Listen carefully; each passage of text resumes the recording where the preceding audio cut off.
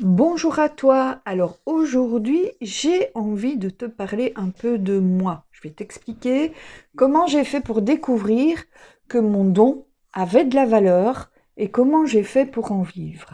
Alors si c'est ton cas, que tu as envie de connaître la recette, eh bien, je t'invite à rester avec moi et je te parle de tout ça juste après ça.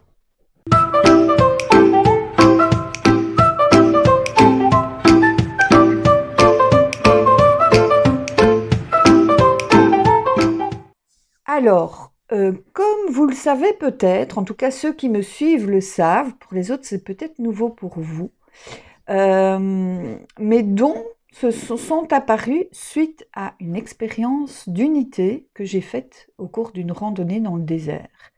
Et suite à cette randonnée, je me suis découvert des dons de clairvoyance et de médiumnité. Ces dons, évidemment, sont restés un peu sur le côté parce que je ne me sentais pas vraiment légitime. Il m'a fallu du temps, en fait, pour accueillir ces dons, du temps pour me dire que c'était vraiment là, hein, pour vraiment y croire moi-même. Et donc, ça restait toujours un peu sur le côté. Je faisais quelques guidances pour les personnes autour de moi, mais pas beaucoup plus que ça.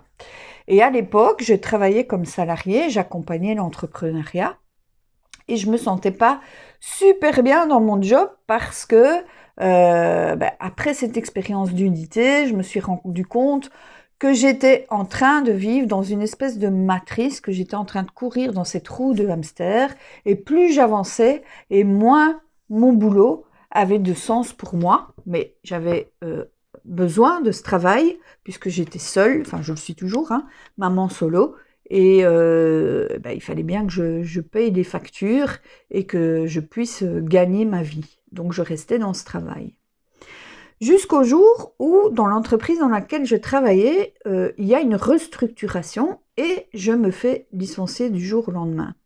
Et ce jour-là, j'ai pris conscience en fait que l'emploi salarié, que le salariat n'était pas du tout un gage de sécurité financière, mais finalement, cette expérience m'a permis de me remettre en question. Et c'est ce jour-là que je me suis dit, comment faire finalement pour utiliser mes dons et pour développer une activité qui me ressemble et une activité qui m'inspire.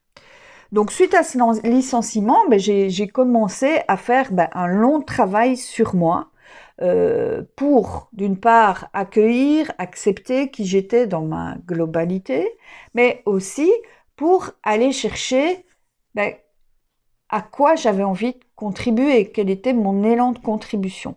Et pendant ce travail en profondeur, je me suis rendu compte que ce qui m'animait, c'est d'aider les femmes à reprendre en main les rênes de leur vie. Et puis ensuite, ce qui était important, c'était d'aller chercher mon feu sacré, d'aller chercher mais qu'est-ce qui fait que j'ai envie de me lever chaque matin. Alors j'avais conscience que c'était pour aider les femmes à reprendre en main les rênes de leur vie, mais fondamentalement pour moi, pour ma vie, ce qui m'animait vraiment, c'était mon élan de liberté et quelque part mon indépendance, ma soif d'indépendance. Et j'ai une fille, une grande fille qui a aujourd'hui 24 ans. Et à l'époque, ce qui m'animait, c'était de faire en sorte que ma fille puisse, elle, prendre facilement son indépendance et puisse faire ce qui l'inspire dans sa vie. Euh, et surtout qu'elle ne reproduise pas comme moi une vie où elle va tourner dans une roue de hamster pour gagner de l'argent. Et donc c'est ça mon feu sacré, c'est ça qui me faisait lever le matin, et c'est ça qui m'a donné l'énergie pour développer mon activité. Ensuite, pour pouvoir être déterminée, ce qui a été important pour moi, c'est de me projeter, de savoir où je voulais aller, quelle adresse finalement j'avais envie de mettre dans mon GPS intérieur, quelle vie j'avais envie de mener.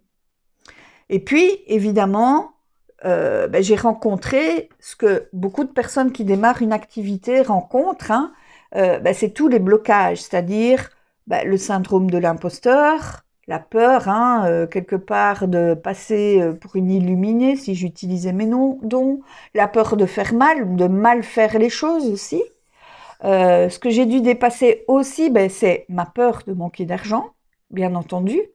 Et puis, j'avais tendance en fait à me disperser un petit peu dans tous les sens. J'avais beaucoup d'idées, beaucoup de projets en tête, mais j'avais du mal à passer à l'action. Et c'est vrai qu'une fois que j'ai eu défini clairement où je voulais aller, euh, ça a été beaucoup plus facile pour moi de passer à l'action parce que je savais pourquoi. J'avais défini mon grand pourquoi. Et puis, la deuxième chose que j'ai eu à faire, c'est de savoir pour qui j'avais envie de contribuer, à qui j'avais envie de m'adresser. Et ça me paraissait naturel, en fait, de m'adresser à des personnes qui me ressemblent. C'est pour ça que j'ai décidé d'accompagner les femmes spirituelles qui elles-mêmes ont des dons et qui ont envie d'en vivre. Et donc, une fois que j'ai su vers où je voulais aller, que j'avais connecté mon feu sacré, que je connaissais mon élan de contribution et que j'avais défini pour qui je voulais œuvrer, eh bien, ça a été très facile pour moi de savoir qu'est-ce que j'allais leur offrir, quel est finalement le parcours, la transformation que j'allais leur proposer pour qu'elles puissent obtenir le résultat et donc vivre de leurs dons. Pourquoi j'avais de la clarté sur ce processus? Simplement parce que d'une part, j'ai fait moi-même le chemin et d'autre part, je suis très vite passée à l'action pour aller à la rencontre de ces femmes, pour les comprendre, pour savoir ce qui les empêchait de dormir la nuit, savoir quels étaient leurs problèmes, quelles étaient leurs souffrances, leurs symptômes, etc. Et plus je les ai rencontrées, et plus c'était clair pour moi quel était le parcours de transformation que j'allais leur proposer et au cours duquel j'allais pouvoir les soutenir. Donc là, tout était prêt finalement pour démarrer, mais je restais encore coincée à ce moment-là. Pourquoi? Parce que de quelle manière est-ce que j'allais me faire connaître? Et ça, c'était la grande question. Il y a plein de manières en fait de se faire connaître. J'avais en tête de faire des ateliers en présentiel. J'avais déjà construit un réseau d'entrepreneurs. Je me disais que j'allais pouvoir me reposer sur ce réseau pour pouvoir proposer ce que j'avais à offrir. Et puis, il y avait plein de possibilités aussi, plein de stratégies différentes pour se faire connaître au travers des réseaux sociaux, etc., pour pouvoir faire grandir mon activité. Mais finalement, moi, je ne m'y retrouvais pas, en fait, dans tout ça. Et donc, ce que j'ai fait, c'est qu'à partir de tout ce que je savais, en fait, du marketing, puisque quelque part, c'était aussi mon métier, eh bien, en fait, j'ai composé le modèle qui était, pour moi, le plus adéquat.